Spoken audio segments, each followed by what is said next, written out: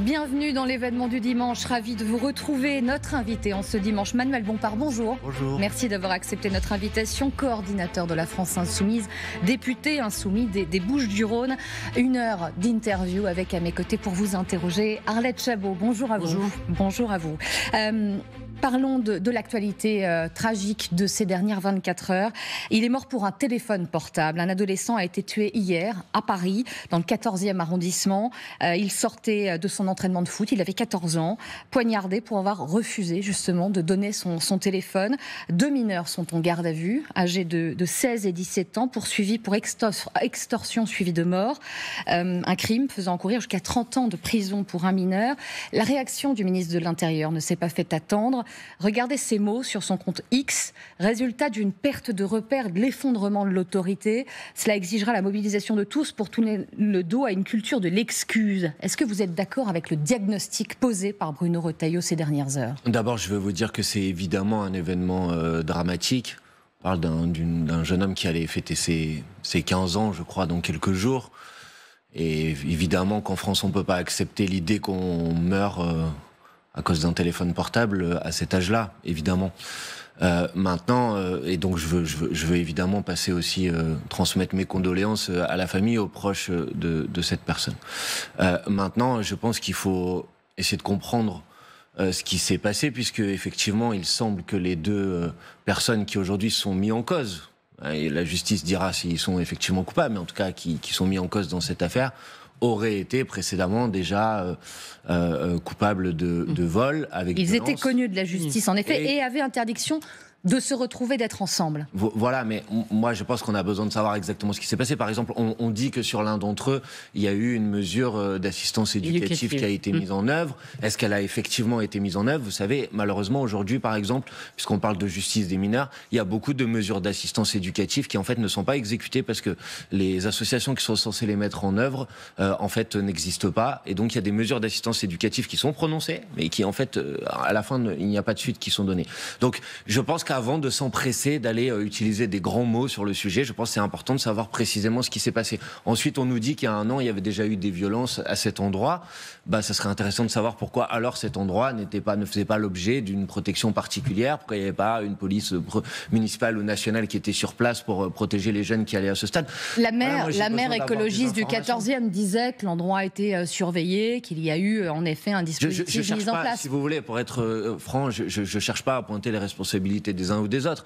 Je dis qu'on a évidemment un événement dramatique, on peut pas accepter que ce type d'événement puisse se produire et que donc on a besoin de savoir précisément ce qui s'est passé pour essayer de voir quelle réponse politique on peut y apporter. Mais il y a un phénomène d'ultra-violence chez les mineurs, parce qu'on parle de ce qui est arrivé à Paris, mais vous connaissez bien Marseille, et on voit bien l'implication de mineurs de plus en plus jeunes dans le trafic, y compris aussi le recrutement de gamins via les réseaux sociaux pour commettre le pire, c'est-à-dire parfois effectivement un assassinat. Est-ce que vous êtes effrayé ou pas, et est-ce que vous avez des réponses à apporter à ce phénomène ? Alors, je pense que, là vous évoquez après le cas de Marseille, et vous avez raison, il y a aujourd'hui dans les réseaux de criminalité organisée de plus en plus le recours à des mineurs et avec des phénomènes d'ultra-violence. Ça vous inquiète ? Évidemment, à Marseille, je peux vous dire que voir des gamins de 13 ans ou de 14 ans aller exécuter des personnes dans des conflits entre réseaux de criminalité organisée, c'est évidemment très inquiétant. Mais là, la réponse à y apporter est sans doute pas la même que la réponse à propos de la situation de l'événement dramatique dont on a parlé à Paris. Sur la question du réseau de criminalité organisée, par exemple, je pense que les moyens doivent être mis dans la police judiciaire, dans le travail d'enquête, dans le travail d'investigation. On va parler du budget tout à l'heure. Absolument. Personne n'en a parlé. Mais par exemple, il semble, dans les dernières versions du budget, que du point de vue du ministère de l'Intérieur, on supprime des postes dans la police judiciaire. Moi, je dis qu'on ne peut pas à la fois dire qu'on est confronté aujourd'hui à un problème de criminalité organisée et mettre à mal les services de police dont la responsabilité est de démanteler des réseaux, de faire du travail de renseignement, d'enquêter. À Marseille, précisément, par exemple, même s'il y a eu un petit peu des moyens moyens qui ont été consentis ces dernières années. On est en sous-effectif en termes d'inspecteurs de la police judiciaire. On est en sous-effectif d'un point de vue de l'appareil judiciaire ensuite pour suivre ces enquêtes et pour les juger. Et c'est à ça qu'il faut y apporter. Et je crains malheureusement que plus les réactions utilisent des grands mots, moins elles apportent en vérité des réponses concrètes qui vont vraiment améliorer la situation. Mais juste un dernier mot sur ce qu'utilise Bruno Retailleau, la culture de l'excuse. Qu'est-ce que vous voyez derrière cette expression?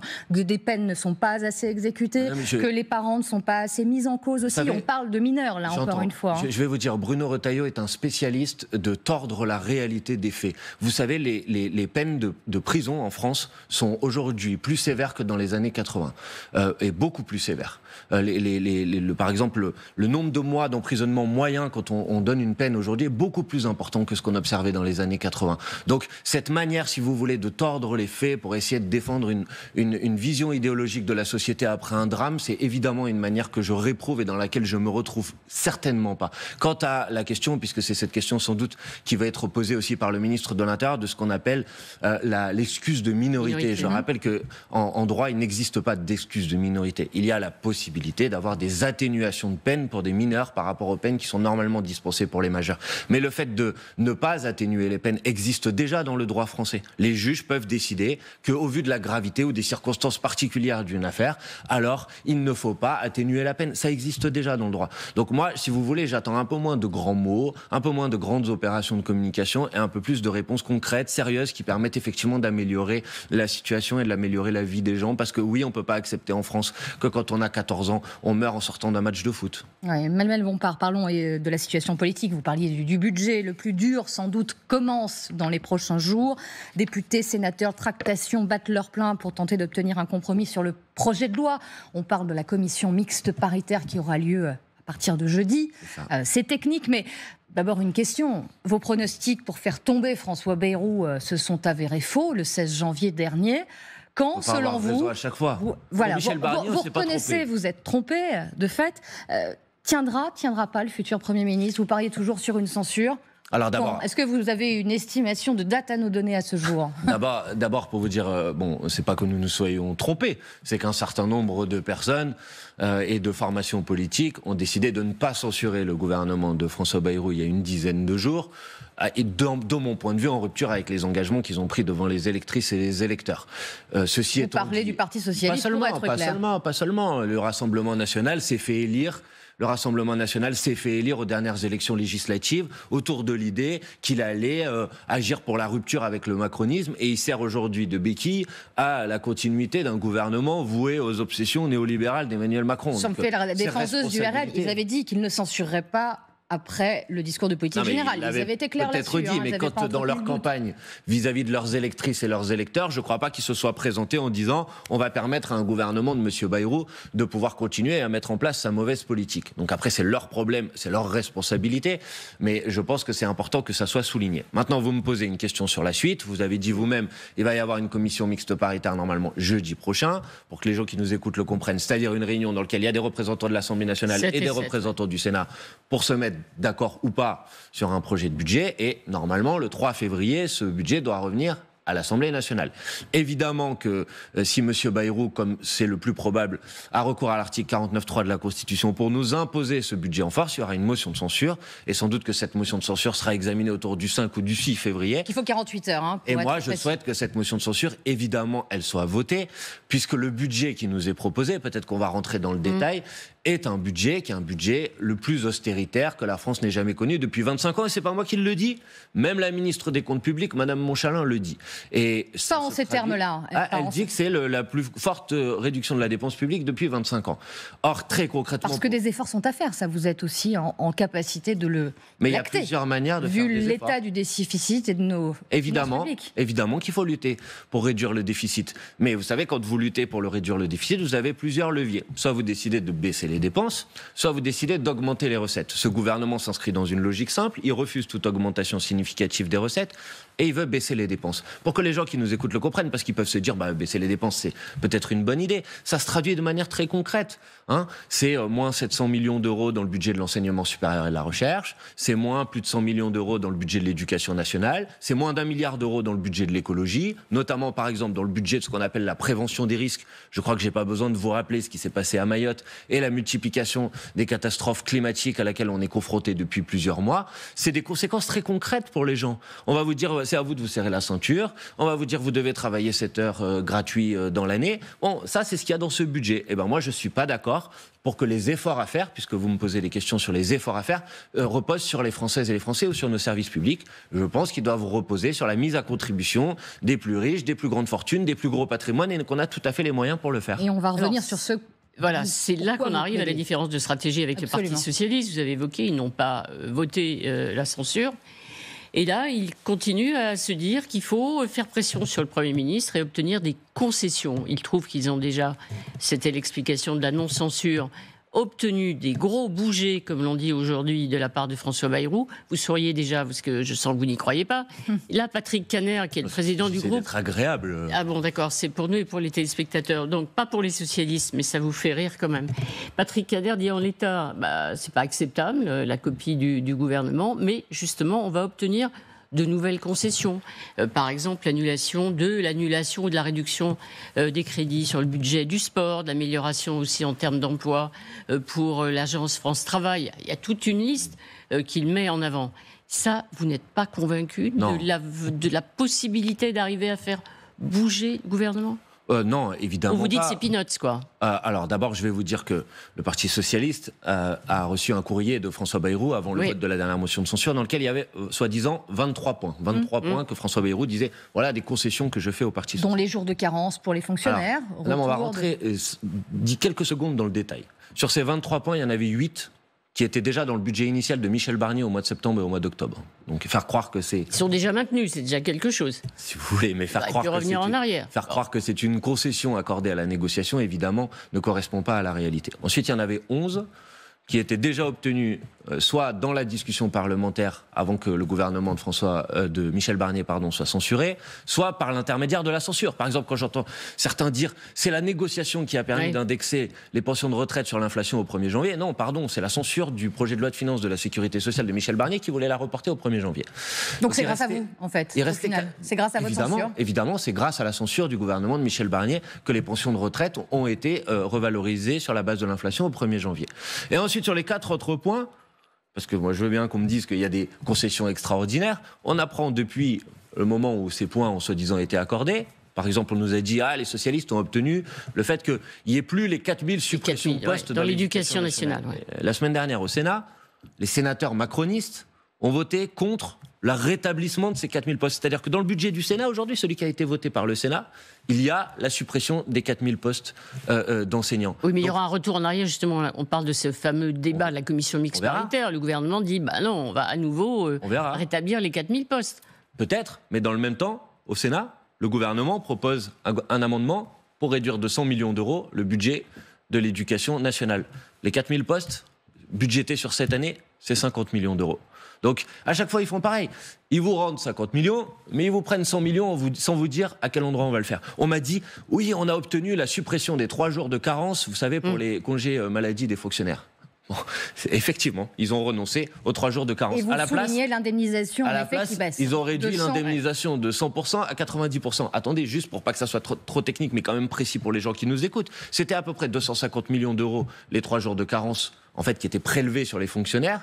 Donc, finalement, on ne prélève pas ça, et à la place, on fait l'indemnisation à 90% au lieu de 100%, c'est-à-dire qu'on leur prélève 800 millions d'euros. Alors, si vous considérez que vous redonnez 250 millions d'un côté et vous prendre 800 millions de l'autre, c'est une bonne opération, on n'a pas la même vision des choses. Ça veut dire que les socialistes sont des naïfs ou des menteurs ?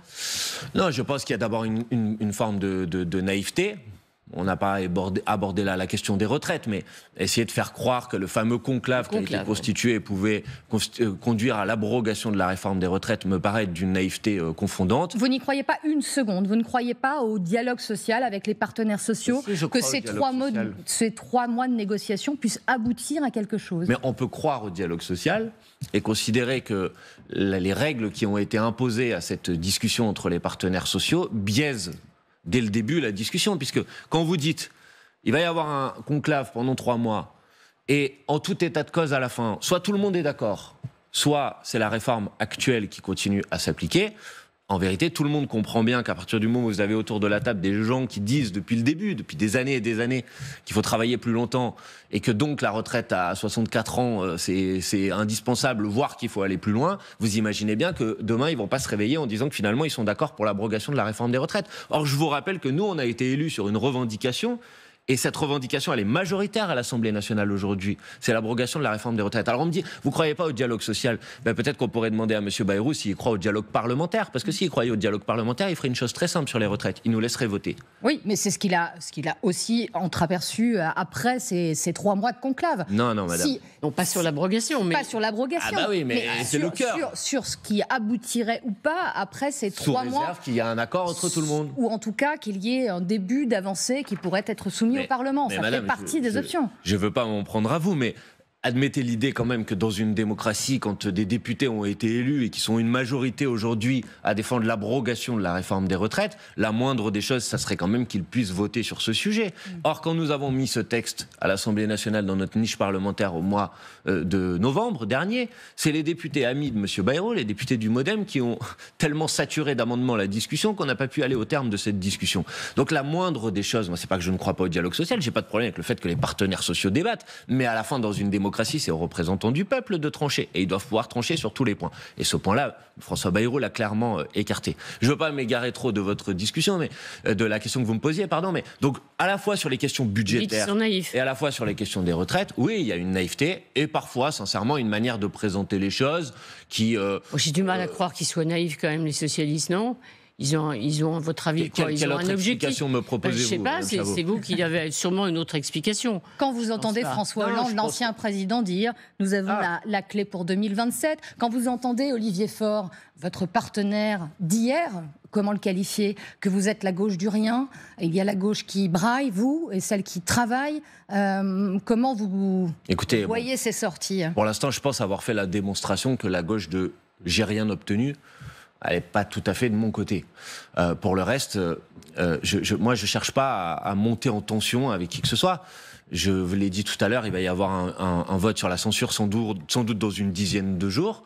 Et je dis les choses avec franchise, ça sera en quelque sorte le juge de paix. C'est à ce moment-là qu'on verra... C'est le moment de vérité. Bah oui, c'est à ce moment-là qu'on verra si oui ou non le Parti socialiste reste fidèle aux engagements pris devant les électrices et les électeurs. Puisque, vous savez, la première phrase du programme du Nouveau Front Populaire, la première, pas la deuxième, pas la troisième, la première phrase du programme du Nouveau Front Populaire, c'était « Le Nouveau Front Populaire rassemble des hommes et des femmes qui veulent travailler une alternative de rupture avec le macronisme. Ouais. » Bon, la rupture avec le macronisme, ça passe pas par le fait de maintenir au pouvoir un gouvernement de continuité de la politique macroniste. Ça, c'est pas le programme qu'on a défendu devant les électrices et les électeurs. Les socialistes qui ne sont pas naïfs ont un autre argument quand même. Ils disent les Français veulent de la stabilité, la France a besoin d'un budget, et ils nous disent il faut sortir de cette crise. Et on a beaucoup parlé, vous savez, de des partenaires des syndicats ou des patronats qui avaient signé un appel, sauf la CGT, me direz-vous, un appel en disant la France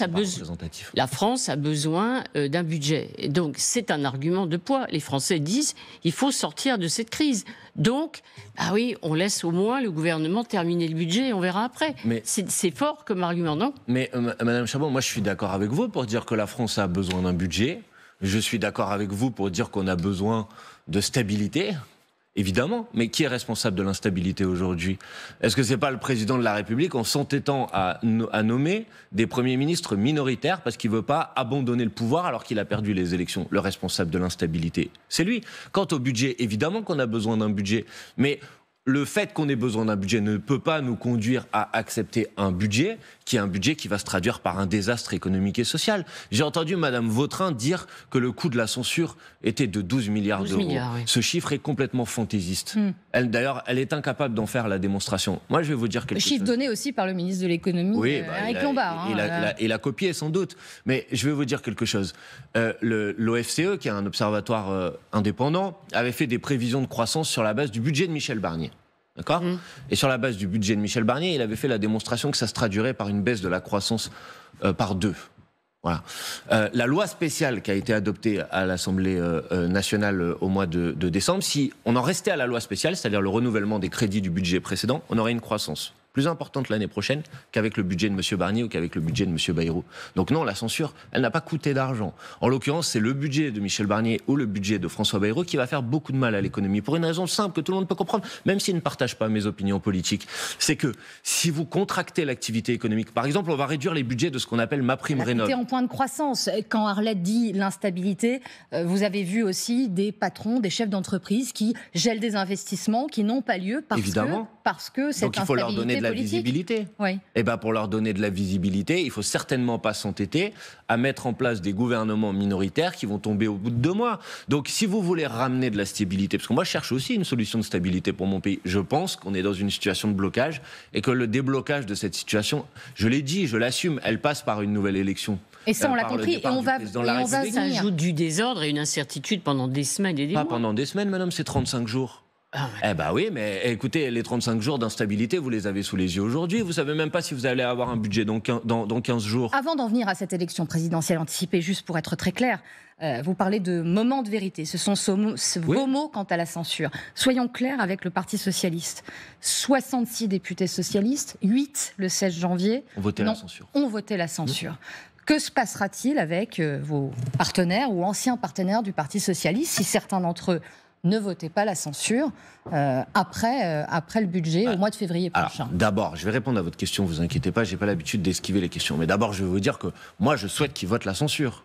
Ça, on l'a compris. Oui, mais c'est ce que je souhaite. Donc je souhaite d'abord, si vous le permettez, essayer de les convaincre de voter la censure. Et je pense qu'un certain nombre d'éléments que j'ai donnés aujourd'hui sur le budget, sur les retraites, mais je pourrais ajouter par exemple sur le fait que ne pas voter la censure aujourd'hui, c'est laisser au ministère de l'Intérieur M. Retailleau qui va multiplier les provocations comme on l'a vu depuis plusieurs jours. Je pense que ça devrait amener, et j'en appelle à quelque sorte à leur responsabilité, les députés socialistes à rester fidèles aux engagements qu'ils ont pris et à voter la censure. Maintenant, on ne va pas se raconter d'histoire. Si certains députés socialistes ne votent pas la motion de censure et qu'ensuite il va y avoir par exemple une dissolution de l'Assemblée nationale et un retour devant les électrices et les électeurs. Il est évident, et comprenez-le, c'est pas pour des raisons politiciennes, c'est que évidemment qu'il y aura dans chaque circonscription du pays un bulletin de vote de l'opposition de gauche.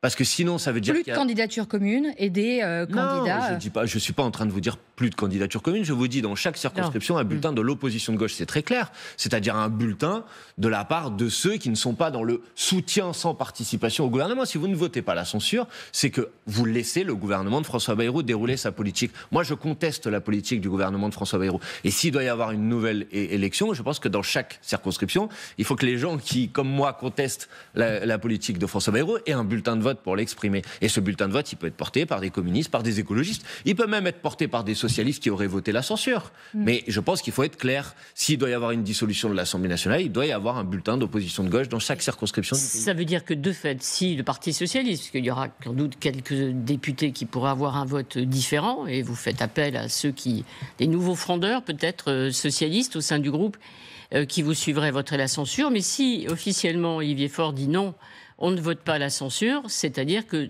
lui-même, de fait, se met en dehors du nouveau Front populaire. De mon point de vue, dans ce cas-là, évidemment, lui-même se met d'abord, avant de parler du nouveau Front populaire, il est dans un changement d'alliance. C'est-à-dire qu'il n'est plus dans une alliance qui est celle du nouveau Front populaire, qui, comme je l'ai dit tout à l'heure, a été constituée en alternative et en rupture avec le macronisme. Il devient dans le camp de ce que moi j'appelle le soutien sans participation au gouvernement de François Bayrou. Donc il n'y a plus de nouveau Front populaire. Le nouveau Front populaire peut continuer avec ceux qui restent fidèles aux engagements pris devant les électrices et les électeurs. Vous savez, le nouveau Front populaire, ça appartient pas aux organisations politiques, ça appartient aux électrices et aux électeurs. Quand on vous entend parler, on a un peu l'impression du contraire, si vous me permettez. Précisément, j'essaye de vous en faire la démonstration. Il y a un programme. Il y a des électrices et des électeurs qui ont appuyé ce programme. Et je pense que toutes celles et ceux qui resteront fidèles à ce programme, en tout état de cause, en toutes circonstances, continueront à faire vivre cet espoir. On évoquait évidemment la situation politique, ce budget, cette censure. On aimerait vous interpeller sur, je ne sais pas comment on peut le qualifier, cet hommage du chef de la France insoumise à un certain, justement, François Bayrou, Premier ministre, qui disait la semaine dernière de lui que c'est un homme extrêmement résolu. Il peut lui d'arriver d'avoir des faiblesses physiques, dit-il. Sa manière de conduire sa politique est celle d'un guerrier. Et ce qu'il vise, c'est la présidentielle de 2027, peut-être un combat qui les rejoint. Vous en pensez quoi d'abord de ce type de déclaration à l'encontre du Premier ministre? Et par ailleurs, il est un invité demain de LCI, Darius Rochebin, le Premier ministre. Qu'attendez-vous de sa prise de parole et de cette interview? D'abord, vis-à-vis de la caractérisation que fait Jean-Luc Mélenchon de François Bayrou, c'est vrai que depuis que François Bayrou a été nommé Premier ministre, on a tendance parfois à le considérer de manière un peu méprisante, comme quelqu'un qui serait pas très intelligent, etc. Je ne crois pas du tout à cette lecture, et de ce point de vue-là, je suis d'accord avec Jean-Luc Mélenchon. C'est quelqu'un d'extrêmement rusé, qui est très doué pour essayer de faire croire aux gens, à des gens différents, des choses différentes, qui est très rusé pour essayer d'entourlouper un petit peu tout le monde. Et d'un certain point de vue, l'exercice auquel il s'est livré au moment de son discours de politique générale correspondait assez à cet exercice. Vous savez qu'il Il a vanté les qualités d'ailleurs de Jean-Luc Mélenchon, lui reprochant sa trop grande conflictualisation. Vous avez vu que je vante ses qualités, mais pas forcément pour en dire que du bien. Il y a un mais après, c'est ça? Non, pas du tout. Je veux dire, je trouve qu'il y a une forme de ruse dans sa manière de faire, et qui se traduit par exemple par ce qu'on disait tout à l'heure vis-à-vis du Parti Socialiste, c'est-à-dire faire croire qu'il a accordé des concessions alors qu'en fait elles ne correspondent pas à la réalité. Et ça, c'est vrai que c'est une caractéristique sans doute de François Bayrou. Mais à l'homme de gauche que vous êtes, pardonnez-moi, l'homme de gauche que vous êtes, l'idée et la manière de faire là, qui consiste finalement à ne plus dépendre du Rassemblement national, doit quand même un peu vous satisfaire, non? Mais madame, moi, mon sujet, c'est est-ce que la politique mise en place par ce gouvernement répond aux aspirations, aux urgences que rencontrent les Françaises et les Français? Parce qu'on me dit, François Bayrou, il n'y a pas que le budget. Par exemple, au 1er janvier de cette année, François Bayrou, s'il avait voulu faire un geste de gauche, comme vous dites, il aurait pu augmenter le SMIC. Il aurait pu le faire. Il aurait pu faire un coup de pouce sur le SMIC. Il ne l'a pas fait. Il aurait pu décider de suspendre la mise en œuvre de la réforme de l'assurance chômage, vous savez, qui va se traduire par une baisse d'indemnisation au chômage pour des centaines de millions de personnes dans notre pays. Il ne l'a pas fait. Donc je veux dire, le problème, moi, je cherche pas. Je regarde la politique qui est mise en œuvre et je vois bien que cette politique-là, en vérité, elle s'inscrit dans la continuité avec la politique d'Emmanuel Macron. En tout cas, on s'oppose à la politique d'Emmanuel Macron, donc on s'oppose à la politique de François Bayrou. Candidat ou pas en 2027, ça c'est encore une interrogation. Mais Jean-Luc Mélenchon, Arlette, il pense beaucoup et même tout le temps. Alors, certains se demandent si on ne va pas revivre 2012. François Hollande y songe, Jean-Luc Mélenchon s'y prépare et François Bayrou, franchement, peut aussi un jour se dire que pourquoi pas. On va revivre 2012 en 2027 ? Mais d'abord, je pense que, puisque vous m'interrogez sur Jean-Luc Mélenchon, la préoccupation principale de Jean-Luc Mélenchon aujourd'hui, c'est de débarrasser le pays de 2 ans et demi de politique d'Emmanuel Macron supplémentaire. C'est ça notre préoccupation. La sienne, la mienne, la nôtre, collective. Parce que je dis ça parce que parfois j'entends où on essaye de faire croire que si nous sommes dans l'opposition à Emmanuel Macron ou à François Bayrou, ce serait pour des raisons en quelque sorte d'intérêt personnel de Jean-Luc Mélenchon, je ne sais qui. Mais ça se dit souvent, c'est pas faux. Mais c'est évidemment faux. Enfin, je veux dire, évidemment que la question elle est politique. Que oui, on assume, moi j'assume une obsession, puisque c'est le terme qui est parfois employé, mais cette obsession c'est de protéger les Français de 2 ans et demi de politique macroniste. Ça c'est mon obsession, je vous le confirme. Et ça passe effectivement par l'organisation d'une élection présidentielle anticipée. Et parce qu'on est des gens sérieux, évidemment que quand on se prépare à une élection d'une si grande importance, il faut prendre les devants. Donc on a pris les devants sur les parrainages d'élus, je l'assume. J'ai moi-même adressé un courrier aux maires et aux élus qui sont susceptibles de parrainer un candidat à l'élection présidentielle. Un candidat ou Jean-Luc Mélenchon ? Non, un candidat. Vous pouvez lire le courrier, il est public. Il est signé par moi-même. Il n'y a pas de nom. Non, c'est le candidat qui serait proposé par la France Insoumise ou par d'ailleurs plusieurs formations politiques. Mais c'est normal qu'on prenne de l'avance parce que, pardon, mais quand vous avez 35 jours pour faire une élection présidentielle, vous avez intérêt d'être prêt. Donc oui. Et deuxièmement, oui, on a engagé un travail sous la responsabilité notamment de Clémence Guettet, qui est la responsable du programme de la France Insoumise. Il y a un programme d'actualisation du programme L'Avenir en commun qu'on a porté et dont je dois rappeler quand même qu'il a fait 22% des voix autour de la candidature de Jean-Luc Mélenchon à l'élection présidentielle de 2022. On continue à travailler ce programme. On l'enrichit du travail qu'on a fait à l'Assemblée nationale. Des mesures, l'augmentation de 10% des APL, l'augmentation de 10% du point d'indice des fonctionnaires, des mesures pour lutter contre la précarité des mères isolées. Elle le disait hier chez nos confrères du Parisien. Et puis un slogan, Arlette, qui nous a un peu interpellé. La nouvelle France. La nouvelle France. La nouvelle France. C'est presque un slogan de droite, ça, non ? Pourquoi ? Non, je sais pas, la nouvelle France. France, nouvelle. Voilà, moi je me suis dit, tiens, ça irait bien à plein de partis de droite aussi, ça, non ? Je sais pas. Quoi, la Nouvelle-France? Mais vous savez, je vais répondre à votre question, mais d'abord, nous, vous savez, on a toujours fait le choix, y compris dans nos élections présidentielles, nous adresser à l'ensemble des Françaises et des Français, quelle que soit leur étiquette politique, qui peuvent se retrouver dans notre projet. Et je pense que beaucoup de gens se disent, pour répondre à votre question, c'est quoi la Nouvelle-France? Oui. Beaucoup de gens reconnaissent de moins en moins notre pays. Ils ont l'impression que notre pays est abaissé sur la scène internationale, que la pauvreté a bondi de manière spectaculaire depuis qu'Emmanuel Macron est au pouvoir, que le pays se replie sur lui-même, plutôt que de s'attaquer aux grands défis qui sont devant nous. Je peux parler par exemple du défi de la transition écologique, qui est le grand défi du siècle. Et ben la Nouvelle-France, c'est la France forte de toutes ses énergies pour s'attaquer à ces défis. C'est évidemment une France qui regarde pas son caractère métissé comme un inconvénient ou un handicap, mais qui le regarde comme un atout, c'est-à-dire comme quelque chose qui doit nous permettre de nous attaquer aux grands défis qui sont devant nous. C'est une France qui balaye la question du racisme, qui la rejette et qui est à la hauteur de la maxime, vous savez, qui est écrite sur les bâtiments de nos mairies, liberté, égalité, fraternité. Voilà, c'est ça la Nouvelle-France.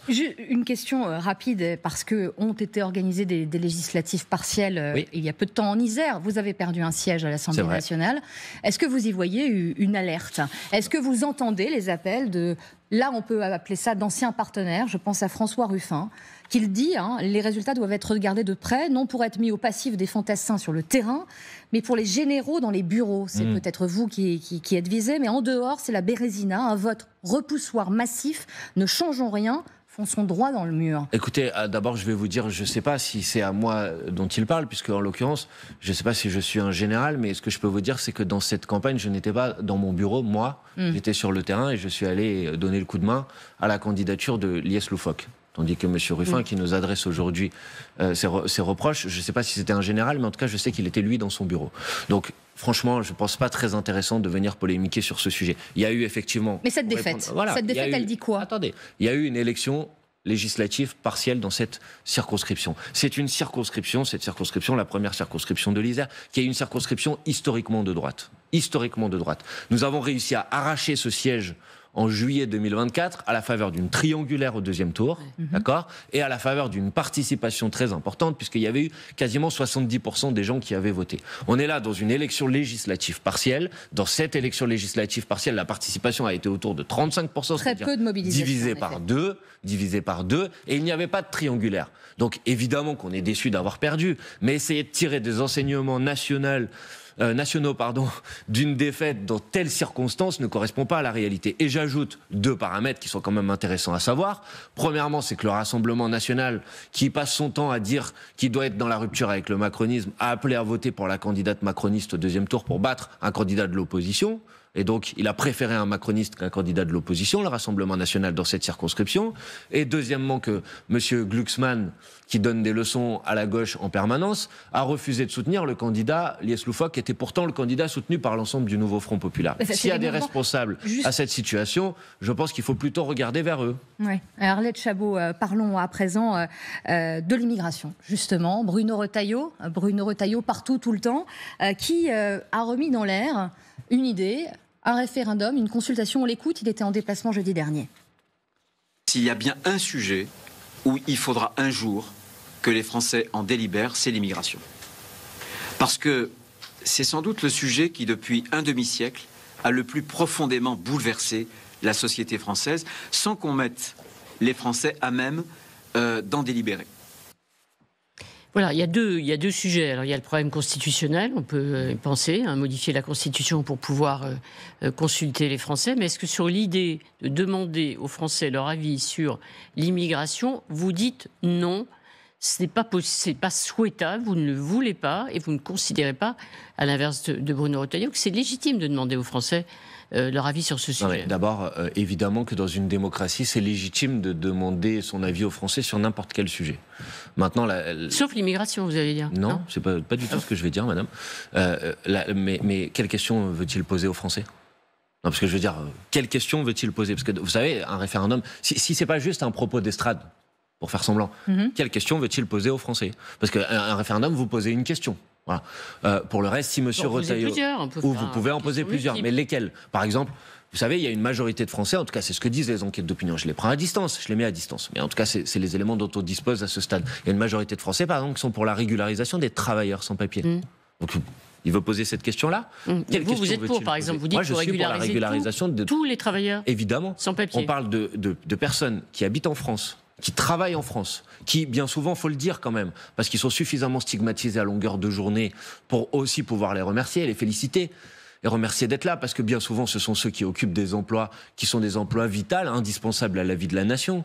Et ce sont des gens qui sont là, qui parfois ont des contrats de travail, c'est-à-dire qui payent des cotisations sociales, qui contribuent à la solidarité nationale et qui ne peuvent pas en bénéficier, qui sont obligés de se cacher, qui ne peuvent pas avoir accès à un logement, qui peuvent à tout moment se retrouver avec une menace d'expulsion, alors que par exemple, ils peuvent avoir des enfants à l'école.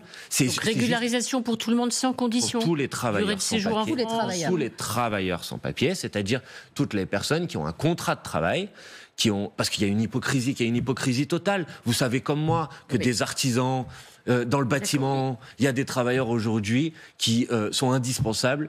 Et les mêmes personnes qui viennent sur les plateaux de télévision dire qu'il faut lutter contre l'immigration emploient ces gens-là, les font travailler. Cette hypocrisie doit cesser. Donc sans condition, régularisation pour tous ceux qui ont un contrat de travail. Évidemment qu'il faut qu'il y ait une régularisation. Et je crois savoir, peut-être que s'il y avait un référendum sur ce sujet, on pourrait le vérifier, qu'une très grande partie des Français, en vérité, sont favorables à cette mesure.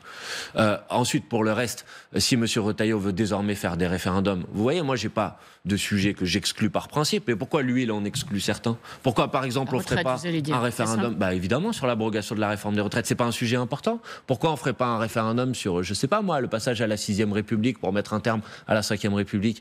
Donc c'est pas moi qui ai une focalisation sur un sujet exclusif quand on est attaché à la démocratie. On est attaché à la démocratie sur tous les sujets. On ne choisit pas les sujets qui nous intéressent. Emmanuel Bompard, sur la question de Mayotte plus précisément, les propos du ministre de l'Outre-mer, Manuel Valls, récemment, qui parle d'un archipel nécrosé par l'immigration. Il sera sur place demain avec la ministre de l'Éducation nationale pour la rentrée scolaire. Est ressorti, il faut être très clair sur ce sujet, récemment sur les réseaux sociaux, une archive de Jean-Luc Mélenchon qui date de 2018. Sur les réseaux sociaux, plus d'extrême droite ou de droite. Regardez cette archive concernant l'immigration à Mayotte, on en parle ensuite. C'est vous dire que c'est une situation ingérable. On est dans une situation qui est particulière. Et on peut dire que l'île ne peut plus accepter de flux migratoires. Tout simplement parce que physiquement, on n'a pas la place. C'est pas la même chose qu'en France métropolitaine, hexagonale, où là, il y a des millions de mètres carrés où il n'y a personne. Situation ingérable, propos qui datent de 2018, c'est important de le rappeler. Qu'est-ce qui fait que là-dessus, sur la situation à Mayotte, le droit du sol, vous ayez un peu changé de pied et que ce n'est plus du tout le discours que vous tenez? On n'a pas changé de pied. Jean-Luc Mélenchon ne prend pas position dans cette vidéo pour la remise en cause du droit du sol. C'est pas du tout ce qu'il dit dans cette vidéo. Il dit que tout est saturé. Attendez. On va parler de Mayotte et j'ai pas de problème avec l'archive que vous venez de montrer. Premièrement, moi je veux bien qu'on prenne la question de Mayotte par le prisme exclusif de la question migratoire. J'ai pas de problème à parler de la question migratoire. Mais le prendre par le prisme exclusif de la question migratoire, c'est oublier que Mayotte a été abandonnée par l'État, par les pouvoirs publics, que les services publics qui sont dans un état déplorable, que vous avez des gens, et pas que des gens, contrairement à ce que j'entends, en situation irrégulière, des gens en situation régulière qui vivent dans des bidonvilles, qui n'ont pas accès à un logement, qui ont été directement frappés et confrontés à la catastrophe climatique à laquelle a été confrontée Mayotte. Peut-être qu'on peut parler de ça, parce que vous savez, en 2018 aussi, tous les élus, toutes les forces vives de Mayotte avaient fait un plan. Ils avaient demandé des milliards d'euros d'investissement. Et leur proposition ne se focalisait pas. On peut aussi peut-être parler de l'immigration et de cette situation. Mais je vois que le ministre de l'Outre-mer ne parle que de ce sujet pour parler de Mayotte, alors que vous avez des problèmes d'accès à l'eau. Vous n'avez pas l'eau tous les jours à Mayotte. Vous êtes obligé de vivre dans un bidonville. Vous ne pouvez pas aller à l'école et les urgences et l'hôpital est complètement saturé. Donc peut-être qu'on peut parler de ça aussi. Maintenant, sur la question migratoire, pour que les choses soient claires, évidemment que Mayotte seule ne peut pas faire face aux flux migratoires qui viennent en particulier des Comores ou de l'Afrique. Comment faire? Discuter avec les Comores? Et d'abord, plusieurs choses. Premièrement, sur les situations d'urgence, il y a une procédure qui est le visa territorialisé qui dit qu'en fait, c'est Mayotte qui doit assumer seule les difficultés, moi je suis contre ça. Je pense que la solidarité nationale doit s'appliquer sur, par exemple, des enfants, ou parfois, pourquoi ce serait à Mayotte d'assumer seul le devoir de solidarité qui est le nôtre. Et ensuite, il faut s'attaquer aux causes de la migration. Et causes de la migration, ça passe nécessairement par une discussion avec les autres pays, avec les Comores en particulier, pour que eux, ils mettent en place un certain nombre de mesures qui ne favorisent pas l'exil. Oui, bien sûr, c'est compliqué. Bien sûr que c'est compliqué. C'est très difficile. Je vous dis pas que c'est facile, mais en l'occurrence, pour l'instant, parce que l'autre mesure, c'est quoi? L'autre proposition, la mienne est compliquée, mais l'autre, elle est inefficace. Réformer le droit du sol? Mais madame, le droit du sol ne s'applique déjà plus à Mayotte en l'état actuel. Il est déjà réduit, mais il le réduira encore un peu plus. C'est pas dissuasif. Il n'a pas été réduit. Une personne de nationalité étrangère qui vient à Mayotte et un enfant qui naît de parents de nationalité étrangère à Mayotte n'a pas la nationalité française à Mayotte. Bon, cette mesure a été mise en place il y a quelques années. Est-ce que, avant d'envisager une autre remise en cause du droit du sol, est-ce qu'on peut regarder une minute si ça a eu un impact? Parce que moi, je veux bien qu'on me dise c'est ça qu'il faut faire, mais ils ont fait ça et ça n'a pas eu d'impact. Au contraire, on nous dit que les flux migratoires sont encore plus importants qu'avant. Donc, il faut arrêter de faire croire que la personne qui vient aujourd'hui à Mayotte, elle imagine 15 ans après que son enfant va avoir la nationalité française. C'est des gens qui fuient une situation de difficulté économique. Et ben donc c'est à ça qu'il faut s'attaquer. Et oui, c'est pas facile. Oui, ça prend du temps, mais ça marchera mieux que toutes les mesures démagogiques qui sont proposées par ailleurs et qui saturent aujourd'hui le débat public. Donc moi, je dis à nos compatriotes de Mayotte, d'abord qu'ils ont notre soutien, notre solidarité, et que l'État les a abandonnés et que c'est à ça qu'il faut répondre. Et qu'on a un certain nombre de propositions à mettre sur la table sur ce sujet. Manuel Bompard, on arrive à la fin de cette émission. On ne peut pas ne pas vous poser la question. Rima Hassan, l'eurodéputée insoumise, a voté cette semaine au Parlement européen contre la résolution demandant la libération de l'écrivain franco-algérien Boualem Sansal. Arlette Chabot. Comment comprendre elle a voté contre, d'autres se sont abstenus. C'est le cas de Manon Aubry, qui était votre tête de liste aux européennes. 5 groupes sur 8 avaient proposé cette résolution pour demander la libération immédiate et inconditionnelle. Ça veut dire que vous renoncez à défendre la liberté d'expression, ça veut dire la liberté aussi de contester un pouvoir qui, je ne sais pas ce que vous en pensez, est tout sauf démocratique quand même. Madame, d'abord, je vais vous dire que je trouve assez odieuse, vous n'en êtes pas responsable, vous reprenez ce qui a existé depuis vendredi, la focalisation exclusive sur Rima Hassan. Vous savez, il y a d'autres députés européens français, de la France insoumise y compris, qui n'ont pas voté cette résolution. Oui, on l'a dit. Anthony Sinis et Maforo. Oui, mais sur le bandeau, il y a marqué Rima Hassan. Pourquoi? Parce qu'elle s'appelle Rima Hassan. Je trouve scandaleux la manière avec laquelle elle a été, pointée de manière individuelle. Ça, c'est la première chose que je veux vous dire. La deuxième chose, c'est que cette résolution n'était pas une résolution demandant exclusivement la libération de Boualem Sansal. Non, parce que si ça avait été le cas, politiques, parce que si ça, en Algérie aussi. Non, si ça avait été le cas, évidemment que nous l'aurions voté. Vous savez, moi, le 26 novembre sur France Inter, j'ai demandé la libération de Boualem Sansal. Le 1er décembre sur CNews, le 17 décembre sur Sud Radio. Donc, je ne souffre pas d'ambiguïté sur ce sujet. Le problème, c'est que cette résolution ne se contentait pas de demander la libération de Boualem Sansal. Elle menaçait de suspendre l'accord d'association entre l'Union européenne et l'Algérie, ce qui me semble être une mesure qui contribue dans le contexte français auquel on assiste depuis des mois et des mois, avec notamment les provocations de M. Retailleau. Ça n'a pas du tout figuré dans la justification de Rima Hassan, peu laborieuse ces dernières heures. Qu'il a enfreint, Rima Hassan, il n'a pas été condamné pour ce qu'il a écrit, mais parce qu'il a enfreint l'article 47, si on peut reprendre tous les tweets, 47 du code pénal algérien. C'est factuellement vrai, ça. C'est factuellement vrai. Ce qu'elle dit là est factuellement vrai. Est-ce que ça justifie... Attendez. Ça ne justifie pas son incarcération. Évidemment non, mais c'est factuellement vrai. Mais évidemment, ça ne justifie pas, et elle ne le justifie pas d'ailleurs. Donc écoutez, franchement, attendez, je vais vous dire les choses franchement. Maintenant, on va sortir un petit peu des hypocrisies. D'accord ? Évidemment qu'on ne peut pas être d'accord avec le fait qu'une personne, pour des opinions qu'elle a exprimées, se retrouve derrière les barreaux. Alors pourquoi avoir voté contre ? Attendez. Je vous ai dit pourquoi avoir voté contre. Je vous ai dit parce qu'il n'y avait pas que ça dans cette résolution. Maintenant, je trouve qu'il y a une hypocrisie totale sur le sujet, et à la limite, si c'était que de l'hypocrisie, c'est pas grave, mais aussi quelque chose qui en vérité ne contribue pas d'ailleurs à la libération souhaitée de Boualem Sansal. Parce que vous savez, si vous voulez libérer une personne qui est détenue aujourd'hui par un régime étranger, vous le faites par la négociation, par la diplomatie, vous en faites pas un point de crispation par l'escalade. Voilà. Par exemple, moi je suis intervenu il y a quelques semaines pour obtenir la libération d'un chercheur français qui était détenu en Tunisie. On n'en a pas fait un point politique qui devient un point de crispation de l'escalade entre la France et l'Algérie. Parce qu'à la fin, ça ne contribue pas à cet objectif. Manuel Bompard, c'est le Parlement européen qui en discute. Oui, à l'initiative de Mme Maréchal Le Pen. Mais il y en a. Mais vous avez vu tous les groupes, la gauche, la votée. Attendez. Les socialistes, la droite. Non, mais c'est pas parce vous que vous focalisez. Mais madame, moi je prends mes positions en indépendance. Maintenant, je vais vous dire quelque chose pour vous montrer l'instrumentalisation et l'hypocrisie totale sur ce sujet. Madame Maréchal Le Pen n'était même pas là pour voter la résolution. Vous le savez, c'est pas elle n'était même pas là. Alors que c'est elle qui l'a proposé initialement. Excusez-moi, Manuel, c'est elle qui l'a proposé initialement. C'est secondaire qu'elle ne la vote pas.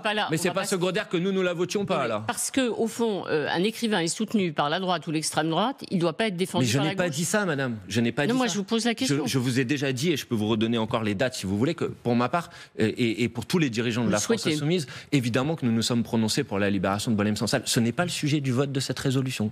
Ce n'est pas le sujet du vote de cette résolution. C'est l'un des sujets, pardonnez-moi. Ça participe des points qui sont dans cette résolution. Et quand Manon Aubry explique qu'il s'est abstenu, que c'est un agenda organisé par l'extrême droite, pardonnez-moi, ça interroge. Et je reprends la question d'Arlette Chabot. Est-ce qu'aujourd'hui, un auteur, un écrivain soutenu par l'extrême droite ne peut pas être défendu par la France insoumise ? Je viens de vous dire précisément l'inverse, madame.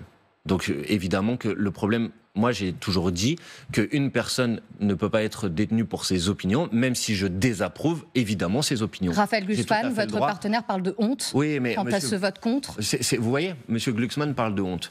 M. Glucksmann, par exemple, a donc voté une résolution qui envisage de suspendre l'accord d'association entre l'Union européenne et l'Algérie. Mais par contre, il a toujours refusé de signer les propositions de résolution, les propositions d'appel qui lui ont été faites pour suspendre l'accord d'association entre l'Union européenne et Israël après le génocide à Gaza. Donc vous voyez, moi, j'ai pas d'indignation à géométrie variable. Quant à ceux maintenant qui veulent me donner des défenses, des leçons sur la liberté d'expression. Vous savez que M. Julian Assange a été poursuivi par les États-Unis aux quatre coins du monde pour avoir dévoilé des informations. À l'époque, nous avons proposé une résolution à l'Assemblée nationale pour demander son asile et sa protection. Les macronistes ne l'ont pas voté, la droite ne l'a pas voté. Alors pourquoi ce qui semble les indigner pour M. Boualem Sansal ne les a pas indignés pour M. Julian Assange ? Moi, je ne cherche pas à avoir d'opposition à géométrie variable. Il y a des questions de principe. On n'enferme pas une personne en fonction de ses opinions. Quand M. Christian Taine, qui est un leader kanak qui est aujourd'hui en prison en France, ils sont où les grands esprits de la liberté d'expression pour s'exprimer sur ce sujet ? Au gouvernement algérien de libérer Monsieur Sansal. Mais évidemment, je l'ai déjà fait 3 fois, madame. D'accord, non, mais je veux dire, pour que les choses soient tout à fait claires. Évidemment. Je rappelle quand même, dans le projet de résolution, il y avait la demande de libération des opposants politiques, des journalistes qui ont critiqué le gouvernement algérien. C'est ça qui était aussi. Mais moi, j'applique les mêmes règles dans tous les pays, madame. Dans tous les pays. Donc, en France aussi. Et c'est très clair. Merci. Aux États-Unis aussi. Merci beaucoup, Manuel Bompard. Merci également, Arlette Chabot.